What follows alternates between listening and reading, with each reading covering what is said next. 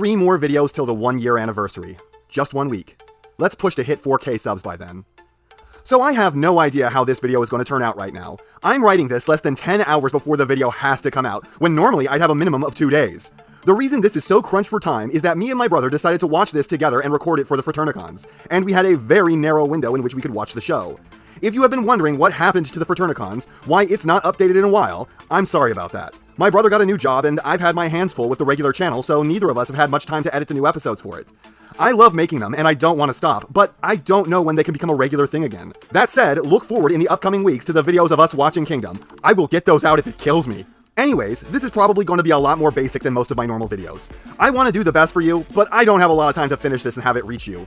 So a lot of you in the comments section have been overwhelmingly enthusiastic about this new season of the War for Cybertron since it came out a couple days ago. Opinions seem to range from, it's not as bad as Earthrise, to, it's the best of the trilogy, to, it's actually good. That is some astonishing turnaround you guys are having with this show. How can it be possible? How can it have taken the tangled mess of endless plot lines that was the 2 seasons that led up to this, and utilizing only 6 episodes and what can be described as a languid pace, weave it into something worth being called good? Short answer? It can't! That's not to say that this isn't better, or not that it's the best of the 3, but at no point did this actually reach a quality series. And once again, I want to make it clear that doesn't matter. It doesn't matter how good or terrible it is, if you love it or hate it or feel nothing at all, that's always fine. What you like only has to matter to you, and its quality doesn't have to factor in any way. What you like is subjective, and people never have the right to tell you that you're wrong for what you like. But as always, that doesn't make it good or bad. It will be one of those 2 things, but how you feel about it doesn't make it one or the other. Let's start off with the positives, because I actually have some real good to say this time. The voice acting is easily the best of any of the seasons so far. That's not to say that it's consistent, as much of the voice work is still truly terrible, the casting is often off by miles, and the direction is still so bad I don't even know if there was a voice director at all. But many of the performances are better, and some people are even hitting the mark how we've only been asking for since the start of Siege. The plot is also still bizarrely focused on constantly adding threads, but for the first time in all 3 seasons, it seems like it made an effort to streamline the show by bothering to tie events together and have one action lead to another. And by the end of it, they really seem to have realized that there were plots that they had established that they didn't have the time to pay off, so they just didn't bother. What's funny about that is that it's actually a positive. In any other series, just casting a bunch of discarded plots in the trash would be a flaw. But here, it's a benefit, because those plots just shouldn't have existed in the first place. The show was stretched way too thin all the way up till now, and they finally seem to have realized that. And most shockingly of all, the writer seems to have more than just a fleeting knowledge of Beast Wars that was ripped straight off the wiki. This is endlessly surprising to me. But they actually managed to draw small details from Beast Wars that would easily be overlooked by authors with even a reasonable understanding of the old show. Stuff like Black Arachnia being the only one who knows who Starscream is a detail I don't think most passingly familiar writers could draw up. That's taken from like a single line in possibly the most maligned episode of Beast Wars. She's the only one who bothered to read the expunged records of traitors. And episode 5 is actually just legitimately good. It's shot well, it focuses on the best actors, there are actually good twists and turns, and some moments that we even think might have been intentionally really funny. It's shockingly competent. Talk about damning with faint praise. But that's the end of the good things about this, because everything else in the show just doesn't hold up to any kind of scrutiny. There are logical gaps in this season big enough that you could drive a bulldozer through them. Cybertron died from not having the Allspark. Somehow, despite it being dead, the people on it survived long enough to turn into the Maximals and Predacons, despite the fact that there was no one left living on it after the end of the previous season's suitcase nuke debacle. And yet they also somehow managed to get an artifact of Earth that was then guarded by a fully equipped and resource-flush Maximal military.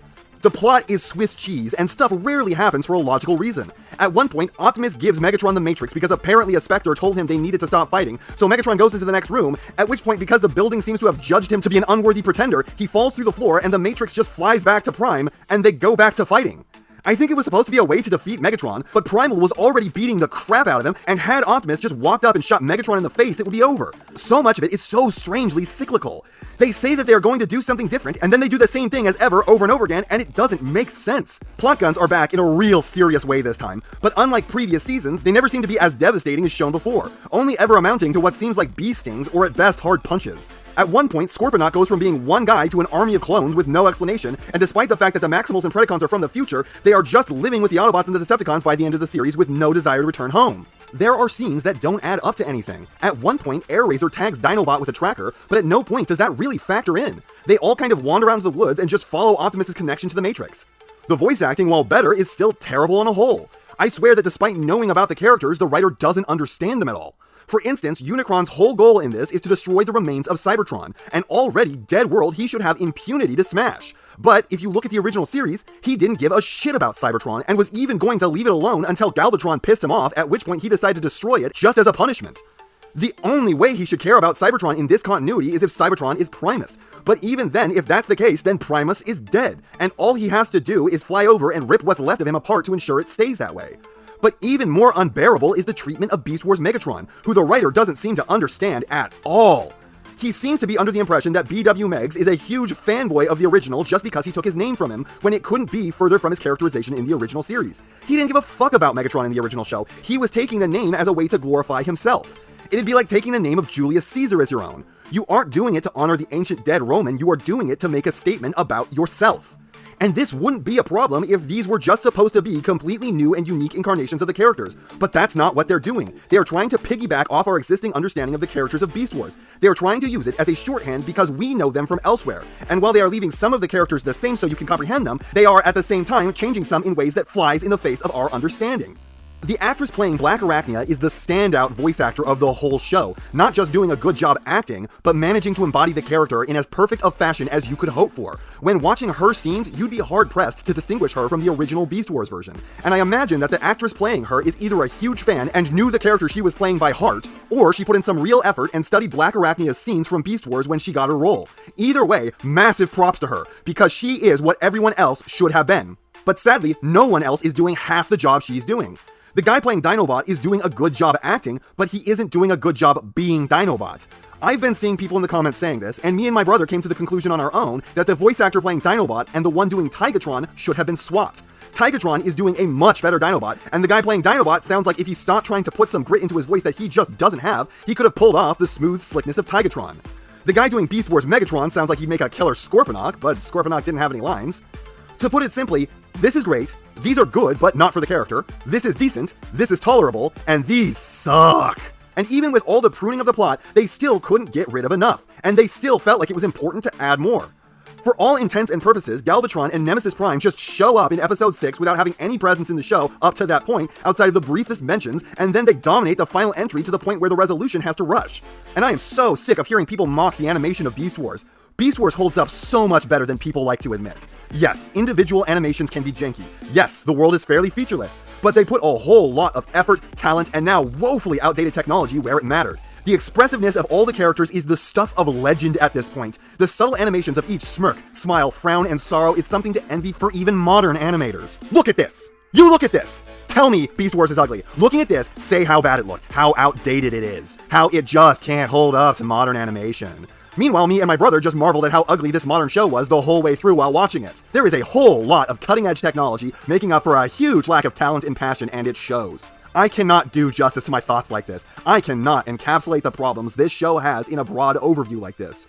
I know I always say that's not half of what I have to say, but this time, I couldn't say a tenth of what I need to. This is not going to be the last video on this show I do. It needs a deep dive to cover its many, many strange eccentricities. This managed to make me feel more than Siege, and it managed to not be as bad as Earthrise, but this is still not good, and there are many facets as to why. And for something a little different, I'll leave you all with the words of my brother who watched this show with me without having seen any of the rest of War for Cybertron. I don't know what he's going to say, but I know he had thoughts himself. So enjoy this perspective of someone fresh to the War for Cybertron. So what is there to say about Kingdom, aside from the fact that it sucks? And it doesn't suck compared to Beast Wars. It doesn't suck as part of War for Cybertron, which I haven't seen. It sucks in a vacuum. Every single thing about it is done poorly, and when I think back on it, all I can remember are just these weird, bizarre things that feel like nitpicks, but they're actually just symptoms of like a systemic set of issues that makes Kingdom suck. There's this part where there are two cogs in a shot, even when there are two main characters missing that could have filled in that spot in this scene. There's this part where Cheetor says like, hey, big, and then there's this fucking pause, and it goes, bot? There's this whole thing where Black Arachnia summons a weird glowing version of Starscream's gun. I don't even think he shoots his regular gun for the rest of the show. I do not remember him firing a gun, because there was no point where I was like, oh, is that the cool special gun that she made? No, it's just, it's insanity. This is, so my segment here is supposed to be a quick interlude, but I think you can tell every time I've tried to record this, it ends up like some sort of thesis. And every time I try to boil it down from there, it ends up sounding like a caveman. Like, I'm like, it's either 2 hours long, or I'm like, the voices are bad, the cinematography is bad, the writing is bad. So in an effort to be brief, I'm going to keep this to something people don't tend to talk about, but it's something that I spend a lot of time thinking about and looking for when I watch something, and that is storyboarding. Storyboarding is a weird thing. It is arguably one of the most important parts of production, and it is also the most commonly ignored or underfunded part of the process of creating something. If you're ever watching a scene of a show and you think to yourself, wait, where did that guy go? Or where did that guy come from? Or where are they all? Where are they where are these two characters in relationship to each other? Why isn't this character doing anything? I know they're standing right behind this other guy, but they're not doing it. That's storyboarding. That's a problem with storyboarding. And writing and animation get blamed a lot for bad storyboards. Scenes that make you go, like I said before, like, what are they doing just standing there? You could overpower that guy at any time. Why are you just letting him monologue and grab the MacGuffin and make his escape? Or even just bad scenes where you're like, wow, this could have been cool, but it's just a bunch of people shooting ineffective lasers at each other in a big flat open space.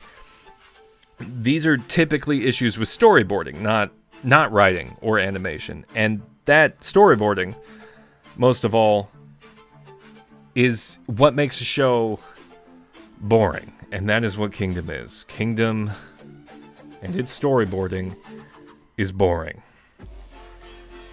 But even though I've said all that, the script is also boring. The animation is also boring. The version of each of these fucking characters, these characters that are interesting in almost every other thing they've ever appeared in, are boring in this.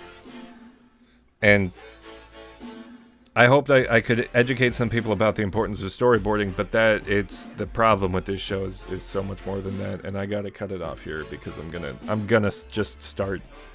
I can launch a whole YouTube channel based on what I haven't said today. So thanks for listening, and I never ever want to think about this show ever again. And I know you know what everyone else tells you to do at the end of these videos. So if you liked what you saw here, please do that. And if you'd like to take it a step further, then please share this video with any friend you think may be interested. I hope you all enjoyed listening to me waste your time.